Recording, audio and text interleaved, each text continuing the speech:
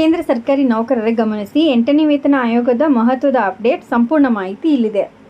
ನಮಸ್ಕಾರ ಸ್ನೇಹಿತರೆ, ಉಪಯುಕ್ತ ಮಾಹಿತಿ ಚಾನಲ್ಗೆ ಸ್ವಾಗತ. ಕೇಂದ್ರ ಸರ್ಕಾರಿ ನೌಕರರು ಹಾಗೂ ನಿವೃತ್ತ ಪಿಂಚಣಿದಾರರಲ್ಲಿ ಬೃಹತ್ ನಿರೀಕ್ಷೆ ಮೂಡಿಸಿರುವ 8ನೇ ವೇತನ ಆಯೋಗದ ರಚನೆಯ formation of the 8 pay commission ಕುರಿತು ಮಹತ್ವದ ಸುಳಿವು ಹೊರಬಿದ್ದಿದೆ. ಉನ್ನತ ಸರ್ಕಾರಿ ಮೂಲಗಳ ಪ್ರಕಾರ ಕೆಲವೇ ವಾರಗಳಲ್ಲಿಯೇ ಕೇಂದ್ರ ಸರ್ಕಾರ 8ನೇ ವೇತನ ಆಯೋಗವನ್ನು ಅಧಿಕೃತವಾಗಿ ರಚಿಸುವ ಸಾಧ್ಯತೆ ಇದೆ.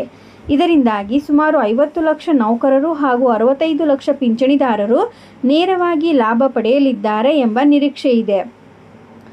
ಆಯೋಗದ ರಚನೆ ಮತ್ತು ಪ್ರಕ್ರಿಯೆ. ವೇತನ ಆಯೋಗದ ರಚನೆ ಎಂದರೆ ಕೇವಲ ಶಿಫಾರಸುಗಳನ್ನು ನೀಡುವ ಸ್ಥಿತಿಗತಿಯಲ್ಲ, ಇದು ಒಂದು ದೀರ್ಘಕಾಲದ ಪ್ರಕ್ರಿಯೆ. ಸರ್ಕಾರ ಆಯೋಗದ ಅಧ್ಯಕ್ಷರು ಮತ್ತು ಸದಸ್ಯರನ್ನು ನೇಮಕ ಮಾಡುತ್ತದೆ. ನಂತರ ಆಯೋಗವು ವಿವಿಧ ವರ್ಗಗಳ ನೌಕರರ ಹಿತಾಸಕ್ತಿಯ ಕುರಿತು ಅಧ್ಯಯನ ನಡೆಸಿ ಶಿಫಾರಸುಗಳನ್ನು ನೀಡುತ್ತದೆ. ಈ ಶಿಫಾರಸುಗಳನ್ನು ಸರ್ಕಾರ ಸ್ವೀಕರಿಸಿದ ಬಳಿಕ ಮಾತ್ರ ಜಾರಿಯಾಗುತ್ತದೆ.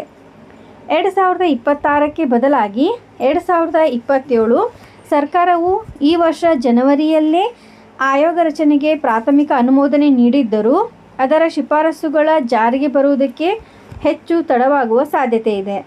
ಮೂಲಗಳ ಪ್ರಕಾರ ಆಯೋಗವು 2026ರ ಏಪ್ರಿಲ್ನಲ್ಲೇ ಶಿಫಾರಸುಗಳನ್ನು ನೀಡಬಹುದು ಎನ್ನಲಾಗಿತ್ತು. ಆದರೆ ಈಗ 2027ರೊಳಗೆ ಮಾತ್ರ ಸಂಬಳ ಹೆಚ್ಚಳ ಮತ್ತು ಪಿಂಚಣಿ ಪರಿಷ್ಕರಣೆಗೆ ಜಾರಿಗೆ ಬರುವ ಸಾಧ್ಯತೆ ಹೆಚ್ಚಾಗಿದೆ. ನೌಕರರ ಪರಿಣಾಮಗಳು. ಈ ಹೊಸ ವೇತನ ಆಯೋಗ ಜಾರಿಗೆ ಬಂದರೆ ಮಾಸಿಕ ಸರಾಸರಿ ಸಂಬಳದಲ್ಲಿ ರು 19,000ರಷ್ಟು ಹೆಚ್ಚಳವಾಗಬಹುದು ಎಂಬ ಅಂದಾಜು ಇದೆ. ಇದು ನೌಕರರ ಖರ್ಚು ನಿರ್ವಹಣೆಯಲ್ಲಿಯೂ ಮತ್ತು ಜೀವನ ಮಟ್ಟದ ಮೇಲೂ ಸ್ಪಷ್ಟ ಪರಿಣಾಮ ಬೀರುತ್ತದೆ. ಇತ್ತ ಪಿಂಚಣಿದಾರರಿಗೂ ಉತ್ತಮ ಪಿಂಚಣಿ ದೊರೆಯುವ ಸಾಧ್ಯತೆ ಇರುವುದರಿಂದ ನಿವೃತ್ತ ಜೀವನ ಮತ್ತಷ್ಟು ಭದ್ರವಾಗುತ್ತದೆ. ಕೊನೆಯದಾಗಿ ಹೇಳೋದಾದರೆ, 8ನೇ ವೇತನ ಆಯೋಗದ ನಿರೀಕ್ಷೆ ಈ ವರ್ಷದ ಮತ್ತೊಂದು ಬೃಹತ್ ವಿಷಯವಾಗಿದೆ.